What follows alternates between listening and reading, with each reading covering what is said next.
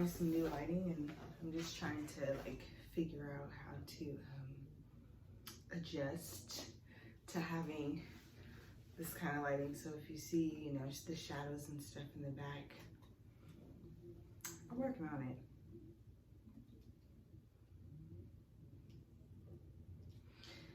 Okay, social media is the devil, but it's also a gift to the curse. So I decided I wanted to make a video, and I asked Instagram what I should make a video on, and I got a couple of answers. So the first one was adjusting to having 2 kids. The second one was I should make a video on shoe hauls, wedding planning, and my clothing line. So I obviously can't fit all that into this video, and I'm really not interested in making a 20-minute video. Like editing a 20-minute video is like a death sentence. So I'm trying to get my videos to like 15-ish minutes. Even still, it's like over an hour of editing. So, and me talking like this is making it even harder. So for this video, I chose to talk about adjusting to having 2 kids, and then I'm gonna make another video today that shows a couple or a few of the pair of shoes that I've got over the past 10 days or 20 days or something. I don't know, but I've gotten too many shoes. So I'm gonna just jump right in. I'm gonna pretty much talk about pros and cons of my whole experience. I'll give you overall of my experience, and then just kind of go into like what I'm dealing with now. So for starters, I had a baby about almost 2 weeks ago, so it'll be 2 weeks on Sunday, and she's great. She's really great. I can't really compare her to my toddler because I don't really remember what all we dealt with my toddler. I do remember it being challenging because we weren't used to having a baby, but this time around, like, we straight up know how to hold the baby, change diaper, make bottles, multitask, so it's just a little bit easier. As far as like the process of having the baby, was very traumatizing. Everything really escalates really quickly, and you don't really know what to expect when you have a kid. So keeping all that in mind, it does really play with your emotions and stuff. And you can like get a little bit of my experience from the last video. When I went to have Callie, my water broke at 5 a.m. I didn't go in until 2. A lot of people look down on that, but if you're in my position, you'd understand. I literally did not feel not one contraction. So I felt like, well, I'm not ready to check myself into the hospital, because once you check yourself into the hospital, you're not leaving the hospital. So I wasn't really ready to like be stuck in a hospital. So I kind of just did all my errands before I ended up turning myself in. Once I went in, it wasn't for another like, so I got there at 2, 12, 2, 3, 4, 5, 6, 6, 7, 12, 13, 14. So it wasn't for another like 17 hours until I physically started pushing out my kid. I couldn't remember, and it's like when you have a baby, you forget everything, but I couldn't really remember how intense contractions were. And once I started having contractions, it was just excruciating pain. So I ended up getting an epidural shortly after I ended up pushing out Callie. Here's where it kind of gets traumatizing. I went from having no chance of a C-section to like immediately the umbilical cord was wrapped around her neck. So every time I would contract, the umbilical cord would like squeeze her neck and she wouldn't be able to breathe, which is why the doctor that was delivering said that they would either have to vacuum her out, traumatizing, or they would have to give me a C-section and take her out, traumatizing. And since I'm on every drug under the sun, they asked Chaz and my mom if it was okay if they can perform these procedures, which what are we gonna say? You know what I mean? I ended up having her after a bit of a struggle. Again, you can see that in my last video. When she initially came out, I didn't hear any crying. When I had Malia and she came out, I immediately heard crying. When Callie came out, she wasn't crying and she was also purple. So that was really traumatizing to see. And then when you finally hear her cry, it's like this like big sigh of relief. So you can hear my ugly cry in the last video. But it's like all of those things are pretty traumatizing to kind of like deal with, especially if with your first kid, you didn't have to deal with literally anything like this. So, you know, I stayed in the hospital a day and then I got home. So this is where I think this is kind of what people were asking on Instagram, is like the adjustment. And adjustment has actually been intense. I wouldn't say the having 2 kids has been intense. I would more so say like the aftermath of having a kid. You know, life doesn't stop. So having to come back home, you know, luckily for me, my mom and her staff came and like cleaned my whole house. So I didn't have to clean anything. Chaz's parents came, built our bassinet. My mom got our toddler a bed so that she has her own bed and Callie has the crib when it's time. You know, just kind of having those things in place helped. But things that have been tough for me is like the physical recovery. I didn't breastfeed, so if you have a baby or you don't have a baby, a lot of people don't talk about this, but breastfeeding is actually really painful. It's not like this glamorized thing that everybody likes to make it seem like, oh, I breastfeed. It's really tough. And a lot of people don't tell you how tough it is. And a lot of hospitals you go to and people are very judgmental and very biased about breastfeeding. I didn't breastfeed with my first kid because no one told me how painful it is. And she turned out fine. So I wasn't really like gung-ho about breastfeeding this time because I didn't want to put myself through that. And that's what a lot of people don't understand. It is about the baby, but it's also about like your sanity. And like breastfeeding was so depressing to me with my first kid because I straight up couldn't do it. And a lot of people say things like, oh, you have to keep trying or you have to keep this, but I don't think they understand like the mental toll that it takes on you. So this baby, Callie, I really didn't want to push myself, and my partner didn't really push me to do something that I essentially just don't want to do. But in doing that, your breasts hurt, they're really sore. You kind of have to like massage the milk out and stuff. So that's like the aftermath of something that I think is like a con of adjusting to having 2 kids. I had to write everything down. I'm gonna go cons and then pros. Lack of sleep. So I think, well, I know when you have a kid, you kind of forget. So when I was pregnant with Callie, I didn't really feel her move until I would say like 10 o'clock at night. And if she moved throughout the night when I was asleep, I didn't really feel it unless she woke me up out of my sleep. Well, her schedule's pretty much the same. So we have a 2-year-old whom we put to bed, no questions, 8:30, 9 latest. She's in bed, wakes up at 7 in the morning. Well, now we have an infant who, when we put one to bed, she's wide awake and she goes in and out of sleep, but just adjusting to that is kind of intense. Having to know like, okay, we have to take naps during the day because she's gonna be up all night, and having a partner that understands that is great. He has a great job, so he was able to take time off and kind of like adjust with me. Her sleeping schedule is getting a lot better, but that's why it took so long to make a video, because like I've been dead. I'm still kind of dead, but I just have sporadic moments where I'll like have to go to sleep at 3 in the afternoon, or 4, or you know, my toddler gets home. We try and take our naps when our toddler's at daycare and we have the baby and the baby sleep. Sometimes it works, sometimes it doesn't, because a lot of people also don't tell you, just because you have a baby, bills don't stop. Your income is cut because you're on disability, but bills don't stop. So as soon as I got home, it was like, you have to call, you know, my job and send them the birth certificate. You have to call, I get funding for my childcare. You have to call them and say, hey, I had a child. Like, there's all these things that you have to do. It's almost like a lot of people don't realize that women go through a lot before they have the kid, when they have the kid, and after they have the kid, because life just doesn't stop. And I also consider that con. So just like adjusting to what, and getting back in the swing of life is pretty intense. Another con would definitely be your snapback. So a lot of people have commented, I posted a picture, a lot of people have commented, oh my God, you look so good after having a baby.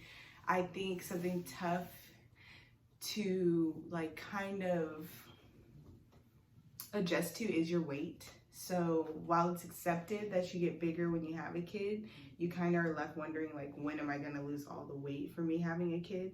I was a size 0 through 3 and now I'm a size like 10. So just kind of adjusting to going from this petite size to like a voluptuous, in my opinion, size for myself. It's just kind of tough because you have to remind yourself that the reason you're like this is because you had a kid, and it's not just gonna fall off, but just also knowing that I have to do what I have to do to get it to fall off. So I used to be a dancer, my metabolism was fast. So when I had my first kid, I actually lost a lot of that weight from postpartum depression and stress. This baby, Callie, I don't have any depression. I don't really have any stress. I'm pretty much, so I'm scared that a lot of the weight's just gonna stay on because when I stress, I don't eat. Well, I've been eating a lot. I can eat a box of sugar cookies, a carton of ice cream, and like I don't have a kid in my stomach anymore, so it's absolutely ridiculous. So just kind of like adjusting and really figuring out how to snap back. It's kind of like a mental like, you know, because it's like I know what I could look like. I see what I look like. I can only wear leggings right now, and it's really frustrating. So, you know, my fiance and I have worked together on making a workout regimen or something. That way I feel better about my weight. Because I have a little pudge, and I've never had like, but granted, I gave birth like 2 weeks ago, but like I've never had a pudge on my stomach. So it's just like a mental adjustment for me. You know, some people, you're not that big, but it's like I'm bigger than what I'm used to being. So just let me feel bad about being big. Another con would be having to realize that life goes on. So I kind of just touched on that. Just like realizing that it doesn't really matter that you have a baby. And this is where I commend women, because you just have to go back to everyday life. You have to grocery shop. You have to deal with everyday things. Like you know, my fiance is really good at going to work. He doesn't miss work. Anytime he gets a check, he lets me figure out what to do with the check. And you know what I mean? We have a system that kind of works, but realizing that like, okay, I just had a kid, I come home, I get disability, I get his check, and I have to figure out how to disperse all this money and pay all these bills, but I'm also still bleeding my life away, and I just had a kid. So just trying to adjust to my body recovering, having a new kid, and still having to do everyday things. It's holiday season, so having to go Christmas shopping, having to go out in public. It's really tough having to still bring our kid to daycare, and luckily my significant other can get up in the morning like that, so he'll bring the baby, or I call her the baby still, but our toddler to daycare, and I'll stay home with the baby and sleep. So he's really good at not making me feel like I'm sleeping too much or I'm completely useless, because sometimes that's just how you feel when you can't get everything that you need done because you had a baby, but you also have to learn, like, I can't feel bad because I just had a baby. I hope that makes sense. Like, I'm still teaching myself how to pee again. So I got stitches, and like, that's something else that I feel like was a con. A lot of people don't discuss the way in which your body is changing back. So you go from not having a period for 9 months to all of a sudden having blood come out every time you piss or pee. Excuse me, my mom hates when I use vulgar words on my YouTube and she watches it. You also have to learn how to adjust to and learn how to pee. Like I said, pee again, because you're stitched down there because you just pushed a human out, you know, or walking. Walking is painful. So when I first got out of the hospital, I thought I was fine, but I also didn't realize that they gave me all these drugs. So when I walked out, I'm like, oh, I'm good. The next day, I was horrible. I couldn't get out of bed, and I had to take painkiller multiple times a day. I just stopped taking them because my body's like just getting back to not cramping as much. I'm not gonna say normal because I'm still tired. Back hurts a little bit, but just that overall adjustment and having to realize that life goes on is really intense. Getting your mental state back to where it was. So over the past couple days, I've really just been going through my clothes. A lot of clothes I don't fit, and that can take a mental toll on you. This video is going to be more than 15 minutes because we're at 14 minutes, but that can just take a toll on you, not knowing what size you're actually going to be, looking at all the clothes that you have that are the size that you used to wear, and then realizing like, can't fit any of these, and just having to sell them and start all over again. And honestly, I don't think I'll ever be a size 3 again because I don't really want to. That was literally because I was stressing and I got to that size, but I think I'm going to stay in like this size 7 area because there are things about the weight gain that I like. The pro would be starting to plan my trips again. So when I got pregnant, it was unexpected. So my life just kind of like stopped. And that's tough for anybody. And I don't think a lot of people talk about that either. It's just having plans for yourself and then finding out, oh snap, I'm expecting. And then everything just kind of like skirt. And you're just kind of planning to have a baby again. Or at least for me again. So being able to plan trips is like something that makes me happy. And I think that it's important that all new moms find something that makes them happy outside of their kids. Otherwise your whole life will be like revolving around your kids. And I think that's important. I also think for the sake of your sanity, it's also important to just do stuff that makes you happy too. Because when you're happy, your kids are happy. Hold on. So another pro would be back pains, less back pains. With Callie, I think with Malia I did too, but with Malia I would get massages. With Callie I didn't get any massages this time. No one in my area where I lived does pregnancy massages, which I think is really weird, but whatever. And I wasn't driving all the way to Elk Grove to get a massage. So, and Elk Grove is like 15 minutes. It feels like 30 minutes now that we get so much traffic in Sacramento. But yeah, less back pains. When you're carrying a kid, your back, your spine kind of turns, it goes from doing this to like, it turns to like a C, because like your belly is out. So backwards C, because your belly's out. So just like, I have like, it'll snap, crackle, and pop sometimes, but it's not like as intense as it was. Another pro would be every day I'm a little bit more motivated about like getting up. So my last video was like a week ago. It's taken me a week to kind of just like get up, get dressed. This is what I'm gonna do. Haven't got my eyebrows or anything done. I don't know what this is, but like after I gave birth, it came there. So maybe it's like a birthmark. I don't know, but just like getting myself in a position where I want to do my makeup or just make a YouTube video. Getting more and more motivated every day is definitely a pro for me. I used to be able to get up at 6 a.m. and get ready for work. I now see why it just takes so long for women to recover, because it's not easy going from literally birthing a human to like your regular day-to-day schedule. And I'm the type of person that has to constantly tell myself that, and my fiance tells me, and my mom, and my mother-in-law, they all explain to me like, you just had a kid, so just kind of ease yourself back into everything. But my mindset is like, life doesn't stop. But I feel like that's where you have to have a good support system, because they definitely assist me with just getting back on my feet, whether it be them bringing me dinner. Like last week, both our parents came over to our house and brought us dinner for both separate days.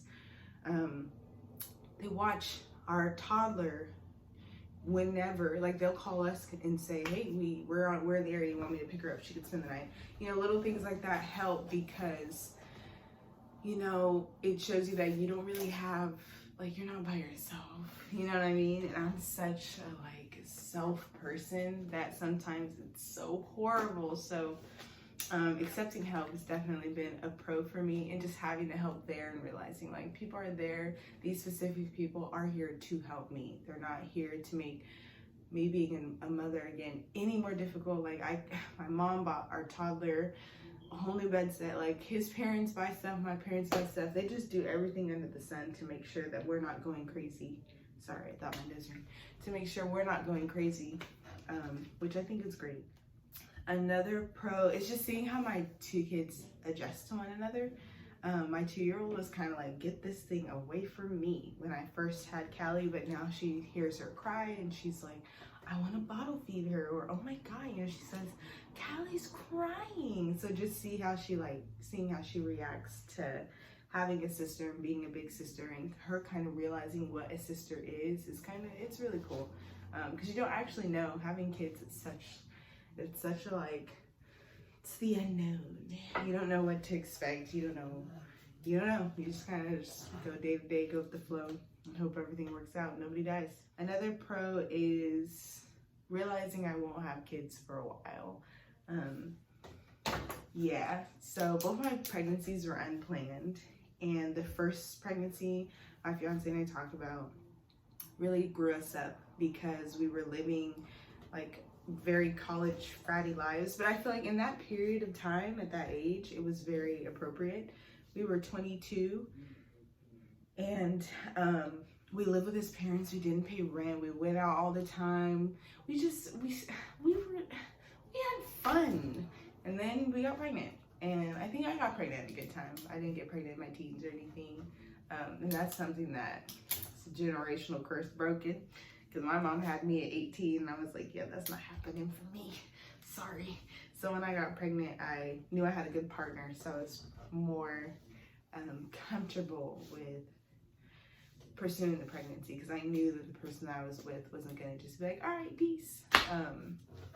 So I think definitely that was like, okay, well, we have to do this. And then the second time I got pregnant, it was like, we were supposed to wait 5 years. We were supposed to have our firstborn for 5 years and then have the baby. And then I got pregnant and it was just kind of like, let's just do it, because we have our own place. We have multiple, 3 bedrooms.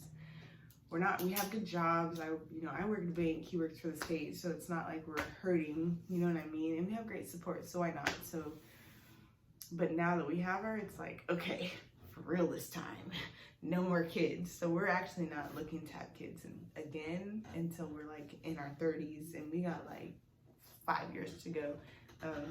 And then there's like stipulations. I'm like, I'm not having another kid until I have a house. With Callie, I'm like, yeah, I'm not having another kid until I get a ring. I'm not having another kid until, you know what I mean? I think it's good to have those healthy boundaries. That way, no one thinks they can just give you kids and you just gotta deal with them. I think the last pro would be seeing my partner be a dad again. It's definitely very exciting, because when we were first having our first kid, we just didn't know what to do. And this time around, it's really cool to just have a partner that knows what to do. It's like, okay, I'm up, I'm available, you go sleep, I'll cook you dinner, I'll do this. It's like, it's great. So I think that's definitely another pro, just seeing how everybody adjusts to the newborn, being surrounded by people that are just excited for our new addition and just wanting to help.